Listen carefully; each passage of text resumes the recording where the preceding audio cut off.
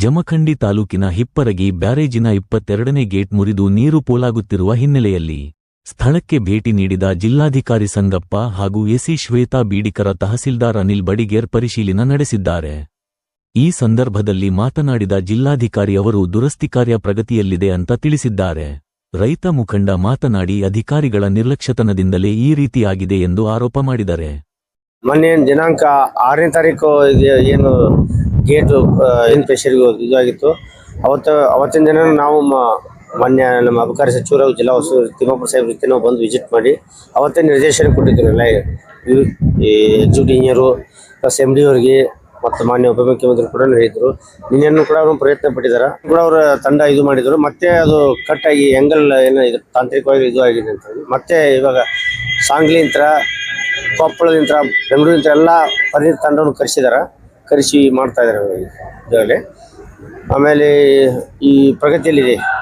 ಈ ಸುತ್ತಮುತ್ತ ಶುಗರ್ ಫ್ಯಾಕ್ಟ್ರಿದವ್ರಿಗೆ ಹೇಳಿದೆವು, ಏನೇನು ಅಸಿಸ್ಟೆನ್ಸ್ ಬೇಕು ಎಲ್ಲರೂ ಸಹಾಯ ಮಾಡ್ತಾ ಇದ್ದಾರೆ. ಎಲ್ಲರೂ ಕೂಡಿ ತುರ್ತಾಗಿ ಏನಾಗುತ್ತಲ್ಲ ಮುಂದಿನ ದಿನಗಳಲ್ಲಿ ತೊಂದರೆ ಆಗಬಾರ್ದು ಅಂತೇಳಿ ತುರ್ತಾಗಿ ಕ್ರಮ ವಹಿಸ್ತಾ ಇದ್ದಾರೆ. ನಾವು ನೋಡ್ತಾ ಇದ್ದೀವಿ. ಇವಾಗ ಇದು ತಾವು ನೋಡ್ತಿರ್ಬೋದು. ಇವಾಗ ಒಂದು ಎಲಿಮೆಂಟು, 2 ಎಲಿಮೆಂಟು, ಒಂದೊಂದು ಎಲಿಮೆಂಟು ಒಂದು 4.5 ಫೀಟ್ ಇದೆ. 2 ತೆಗೆದ್ಬಿಟ್ಟು ಕ್ರೇನ್ ತರಿಸಿದೆವು. ಆ ಕ್ರೇನ್ 2 ಆದ್ಮೇಲೆ ವೆಲ್ಡಿಂಗ್ ಮಾಡಿ ಹಾಕ್ಲಿಕ್ಕೆ ಇನ್ನೊಂದು 3 ಗಂಟೆ ಬೇಕಂತ ಹೇಳ್ತಾ ಇದ್ದಾರೆ.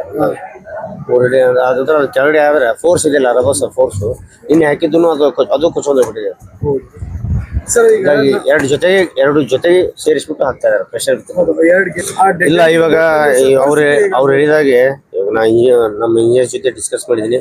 ಈಗಾಗಲೇ ಇಲ್ಲಿ MD ಅವರು ಇಲ್ಲಿ ಇದಾರೆ, ಚೀಫ್ ಇಂಜಿನಿಯರ್ ಅದಾರ, SC ಅದಾರ, ಎಕ್ಸಿಕ್ಯೂಟಿವ್ ಎಲ್ಲ ಟೀಮ್ ವರ್ಕ್ ಮಾಡ್ತಾ ಇದಾರೆ.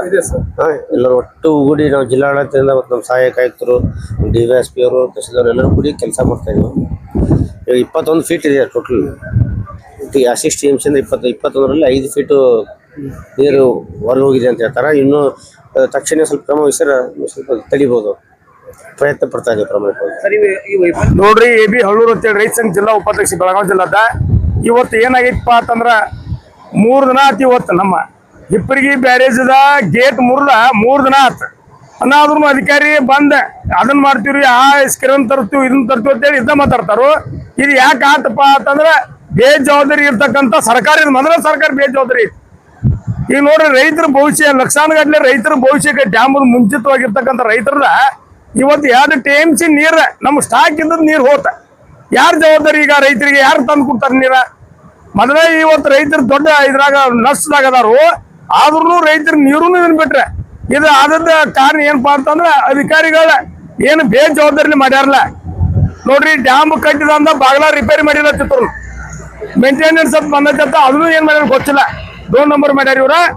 ಏನಾದ್ರು ಇವತ್ತು ರೈತರು ದೊಡ್ಡ ಹೊರತು ಕೂತೈತಿರು. ಹಿಪ್ಪರಗಿ ಬ್ಯಾರೇಜಿಂದ ಏನ ಸ್ಟಾಕ್ ಇದ್ ನೀರೇನು ಹೋಗೈತಿ, ಅದು ದೊಡ್ಡ ಅನಾಹುತನ ಇವತ್ತು ರೈತರಿಗೆ ಆದಂಗ ಇದೆ. ಯಾಕಪ್ಪ ಅಂದ್ರ ನೀರ ಕರೆಂಟ್ ಅಡ್ಡಿದ್ರನ್ನ ರೈತರು ಬಾಳೆ. ಇವತ್ತು ನೀರ 6 TMC ಇವ್ರದ, ಈ ವಾಟರ್ ಇವ್ರದ್ದು 6 TMC ಸ್ಟಾಕ್ ಇರೋದು, ಅದ್ರಾಗ 2 TMC ಹೋಗೈತಿ. ಅನ್ನ ಕುಣಸತಿ ಹೋಗ್ತಾರ, 4 TMC ನೀರು ಉಳ್ದೈತಿ. ನಮಗಿನ 1 ತಿಂಗಳು 2 ತಿಂಗಳು ನೀರು ಆಗುದಿಲ್ಲ. ಇವು ರೈತರ ಬೆಳೆ ಏನ್ ಸ್ಥಿತಿ ಆಕೈತಿ ರೈತರದ ಅಲ್ರಿ. ಇದಕ್ಕೆ ಸಂಬಂಧಪಟ್ಟಂತವ್ರು 4-5 ಮಂದಿ ಶಾಸಕರು ಬರ್ತಾರ.